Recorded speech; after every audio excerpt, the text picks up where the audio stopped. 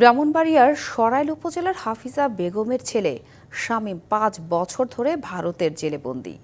ছেলেকে ফিরে পেতে রাষ্ট্রের সহযোগিতা চান। ৫ বছর আগে ঢাকা থেকে হারিয়ে যায় শামীম। কিছুদিন আগে তার পরিবার খবর পায় সে ভারতের জেলে রয়েছে। আমি সরকারের কাছে আবেদন করি আমার পুত্রের জন্য ফিরাই দেয়। আমি হুঁশ পাইয়া আমি আর পুস্তা কইতারি না কইরে বলে কেমন আনম কি করুম। আমার ভূতে ফোন কইরা ক আম্মা তুমি যাও গিয়া কইরে কইলে আমি আইতারুম। আমার আব্বুকে যেন ওরা ফিরিয়ে এনে দেয়। হারিয়ে যাওয়া সেই শামীম, তার ছবিটা।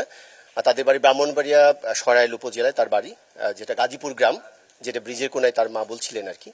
তো আমি নাম্বারটা এবার বলছি যে হচ্ছে ওহিদ মিয়া হচ্ছে ওর বাবার নাম, যে হারিয়ে গেছে। তার নাম্বারটা 01913561587।